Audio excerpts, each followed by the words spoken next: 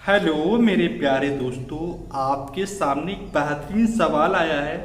बेहतरीन सवाल SSC CGL का है। तो मेरे प्यारे दोस्तों, सवाल में ये कहा गया है कि how many such number of the form point A B bar और पॉसिबल। एक्सप्रेशन दिया हुआ है पॉइंट ए बी बार और उसके रिवर्स का सम 8/9 के इक्वल है। मेरे प्यारे दोस्तों, आइए समझते हैं सवाल को। अगर मैं आपसे सवाल करूं कि ये क्या है, तब मेरे प्यारे दोस्तों आपका जवाब होगा कि ये एक कंप्लीट नंबर है।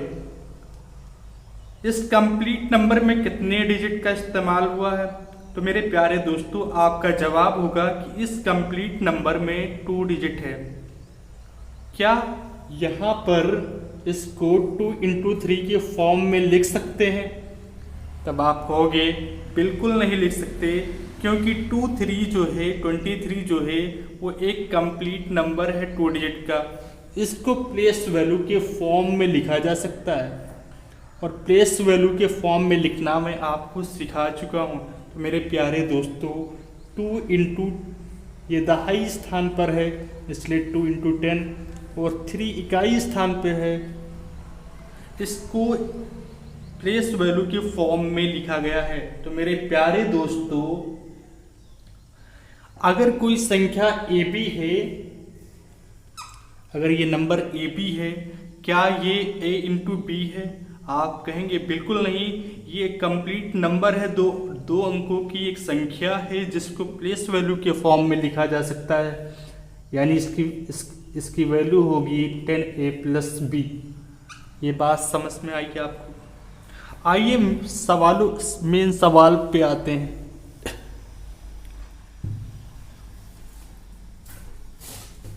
मेरे प्यारे दोस्तों, इसको फ्रैक्शन फॉर्म में आप इसको फ्रैक्शन फॉर्म में रिप्रेजेंट करिए। तो मेरे प्यारे दोस्तों आप कहोगे कि नंबर्स को एज इट इज उतार लो, वो चीज़ें माइनस करो जिस पर बार नहीं है, अपान में जितने डिजिट पर बार है अपान में उतने 9, जितने डिजिट पर बार नहीं अपान में उतने 0। सेम यहाँ भी अप्लाई करना है। संख्या को एज इट इज उतार लो, फिर वो चीज़ें माइनस करो जिस पर बार नहीं है। जितने डिजिट पर बार है अपान में उतने 9, जितने डिजिट पर बार नहीं अपान में उतने 0, इक्वल टू 8/9। ये बात समझ में आई? मेरे प्यारे दोस्तों आप बताइए, क्या A B A into B है? तब आप कहोगे बिल्कुल नहीं, इसको सिर्फ और सिर्फ प्लेस वैल्यू के फॉर्म में लिखा जा सकता है। यानी 10a प्लस बी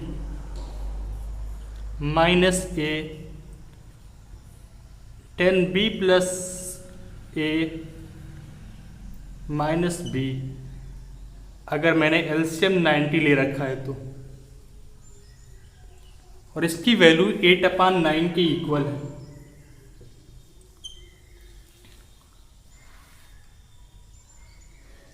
ए से ए कैंसिल आउट, बी से बी कैंसिल आउट,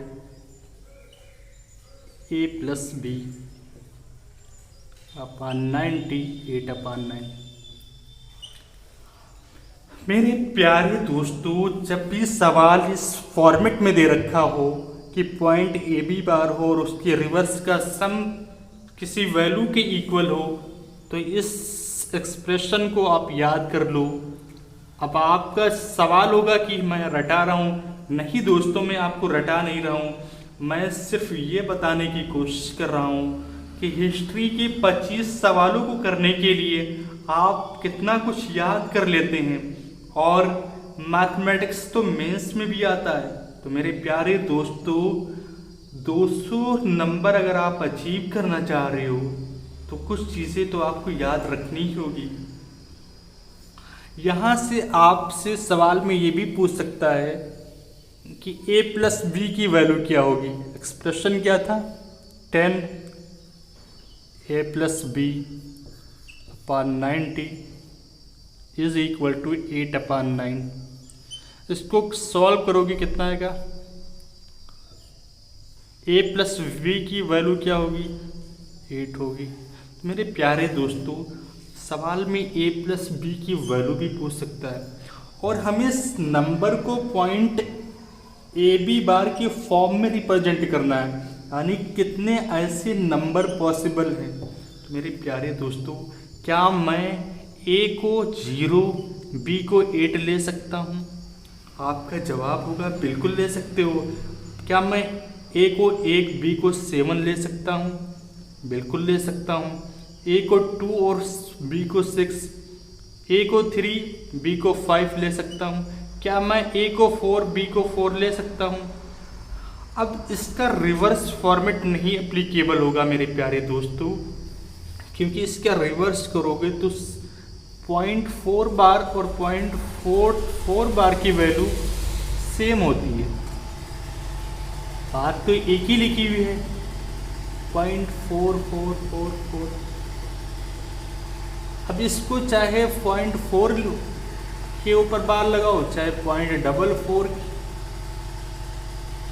बार रिप्रेजेंट करो। मेरे प्यारे दोस्तों, क्या मैं यहाँ पर a को 5 और b को 3 ले सकता हूँ? क्या मैं यहाँ a को 6, b को 2 ले सकता हूँ? क्या मैं यहाँ a को 7, b को 1 ले सकता हूँ? अब मैं आपसे सवाल करूँ, क्या मैं a को 8 और b को 0 ले सकता हूँ? तब मेरे प्यारे दोस्तों, आपका जवाब होगा बिल्कुल नहीं ले सकते। 8 0 को इसलिए नहीं ले सकते क्योंकि जब फॉर्म बनाओगे तो 8 0 बार। आपसे सवाल है मेरे प्यारे दोस्तों, अगर 0.3 लिखा हो और 0.300 लिखा हो, 0.300 4 0 हो, तो मेरे प्यारे दोस्तों, इन चारों संख्याओं में क्या फ़र्क है? आप कहेंगे इन चारों संख्याओं में कोई फ़र्क नहीं है, ये चारों संख्याएं एक ही है। पॉइंट के बाद किसी डिजिट के आखिर में अगर हम 0 का इस्तेमाल करते हैं तो उस संख्या पे कोई फ़र्क नहीं पड़ता। तो मेरे प्यारे दोस्तों, 8 0 बार लेने से वो संख्या एक ही डिजिट की हो जाएगी। तो मेरे प्यारे दोस्तों, 8 0 आप कंसीडर नहीं कर सकते। और कितने पेयर आप कंसीडर कर सकते हैं? 1 2 3 4 5 6 7 8, यानी टोटल 8 पेयर पॉसिबल है। सवाल में आपसे a प्लस बी की वैल्यू भी पूछ सकता है और कितने पेयर पॉसिबल है ये पूछ सकता है। मैं आपसे अगर इसी फॉर्मेट पे सवाल दूसरा करूं, सवाल में ये दिया हो कि 5/9 दे रखा हो और a प्लस बी की वैल्यू आपसे सवाल में पूछा गया हो, तब आप आसानी से बहुत कम टाइम में करने के लिए इसको इस फॉर्मेट में लिख लेंगे।